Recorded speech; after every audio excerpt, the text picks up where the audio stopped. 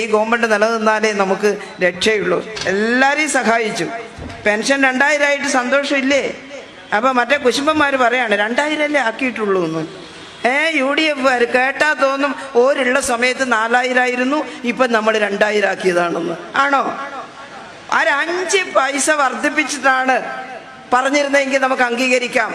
45 രൂപയിൽ കർഷക തൊഴിലാളി പെൻഷൻ തുടങ്ങുമ്പോൾ മുഖ്യമന്ത്രി EK നായനാർ, അന്ന് ധനകാര്യമന്ത്രി KM മാണി സാറായിരുന്നു, നമ്മുടെ കൂടെയായിരുന്നു. ഇപ്പോഴും അതെ, നമ്മൾ ഒരുമിച്ചാണ്.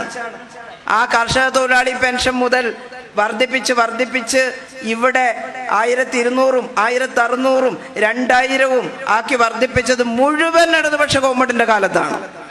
ഒരു പൈസ പോലും UDF വർദ്ധിപ്പിച്ചിട്ടില്ല. ഇനിയിപ്പം ജോലിയില്ലാതെ വീട്ടിൽ ജോലി ചെയ്യുന്നുണ്ട്, വേറെ ശമ്പളമൊന്നും ഇല്ലാത്ത വീട്ടമ്മമാർക്ക് അല്ലേ, പറഞ്ഞില്ലേ സ്ത്രീ സുരക്ഷ, ഇത്രയേറെ സ്ത്രീ സുരക്ഷ തന്നിട്ടുള്ള ഗവൺമെന്റ് ഏതാ?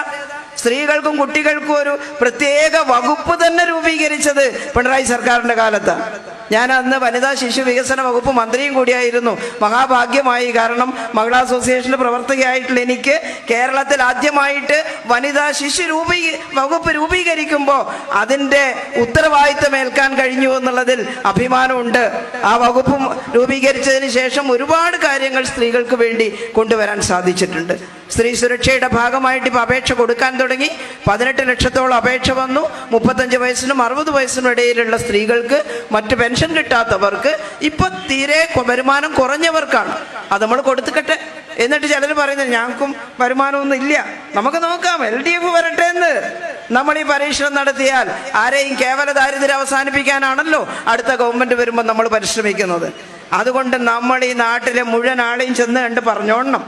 ഇവിടെ ഇരുന്ന് നമ്മൾ പറയും കേൾക്കും ചെയ്താൽ പോരാ, നുണ പറഞ്ഞ് തെറ്റിദ്ധരിപ്പിക്കുന്നുണ്ട് ജനങ്ങളെ അല്ലേ. ഒരു പാവപ്പെട്ട ഒരു വീട്ടിൽ, ഞാനൊരു മുസ്ലിം വീട്ടിൽ ഈ ഗൃഹസന്ദർശനത്തിൻ്റെ ഭാഗമായിട്ട് കയറിയപ്പോൾ അവിടുത്തെ ഒരു സഹോദരി അവർ പറഞ്ഞു, എല്ലാം ശരി തന്നെ ടീച്ചറെ, നിങ്ങളാ വെള്ളാപ്പള്ളീനെ വണ്ടി കയറ്റിയിട്ടില്ലേ എന്നാ ചോദിച്ചത്. ഞാൻ വിചാരിച്ചു ഞാൻ ചോദിച്ചു ആരാ വെള്ളാപ്പള്ളി? അപ്പോൾ അവർക്കാകെ ബേജാറല്ല, എനിക്കറിയില്ല ആരാന്നറിയാത്ത ആരെങ്കിലും വണ്ടി കയറ്റിയതിന് നിങ്ങളോട് ആരെയത് പറഞ്ഞത്? ഇവിടെ അവർ പറഞ്ഞു, ഇന്ന ആളൊക്കെ വന്നിട്ട് പറഞ്ഞു. ഞാൻ പറഞ്ഞു, എൻ്റെ പൊന്നു സുഹൃത്തെ അല്ലേ, ആ മഹാസംഗമത്തിന് പോകുമ്പം വണ്ടിയെല്ലാം അങ്ങ് മേലെ കയറ്റാൻ പറ്റില്ല. അയ്യപ്പ സംഗമത്തിന് അവിടെ കുറച്ച് താഴെ എല്ലാവരുടെ വണ്ടി നിർത്തി, CM-ന്റെ വണ്ടി മാത്രം, മറ്റു സുരക്ഷാ കാര്യമൊക്കെ ഉണ്ടല്ലോ, അങ്ങോട്ട് കടത്തിവിടാൻ തീരുമാനിച്ചു. അപ്പോൾ 200 മീറ്ററിൻ്റെ വ്യത്യാസമുള്ളൂ ഒന്ന്. അങ്ങനെ പോകുമ്പോഴാണ് വെള്ളാപ്പള്ളി വണ്ടി നിർത്തിയിട്ട് ഇറങ്ങിയിട്ട് നടക്കുന്നു. നല്ല തടിയൊക്കെയുള്ള മനുഷ്യനാണ് എന്തായാലും. അപ്പം അദ്ദേഹത്തെ പോലെ ഒരാൾ നടന്നു പോകുമ്പോൾ ആരായാലും ഒന്ന് വരുന്നോന്ന് ചോദിക്കില്ലേ? CM ചോദിച്ചു, നടക്കണ്ട, ഇത് കയറിക്കോളൂ. കയറി അവിടെ എത്തി. എന്താ ആർക്കെന്ത് കുഴപ്പം പറ്റി കൂട്ടരെ? ഇതാണ് പ്രചരിപ്പിക്കുന്നത്. ഒരു വേള വിശ്വസിക്കില്ലേ മനുഷ്യർ ഈ നുണപ്രചരണം? അപ്പൊ കണ്ണും കാതും തുറന്നിരിക്കണം. നുണപ്രചരണത്തെ നേരിടാൻ നമുക്ക് നമ്മുടെ നാക്കേ ഉള്ളൂ. വലിയ മാധ്യമങ്ങളൊന്നും നമ്മളെ സഹായിക്കില്ല. അപ്പോൾ എല്ലാ വീടുകളിലും ചെല്ലുക, ഇടതുപക്ഷം ചെയ്തത് മുഴുവൻ പറയുക, അവർക്ക് കിട്ടേണ്ടുന്ന എന്തെങ്കിലും ആനുകൂല്യങ്ങൾ നിഷേധിക്കപ്പെട്ടിട്ടുണ്ടെങ്കിൽ ക്ഷമയോടെ കേൾക്കുക, അത് ശ്രദ്ധയിൽപ്പെടുത്തുക.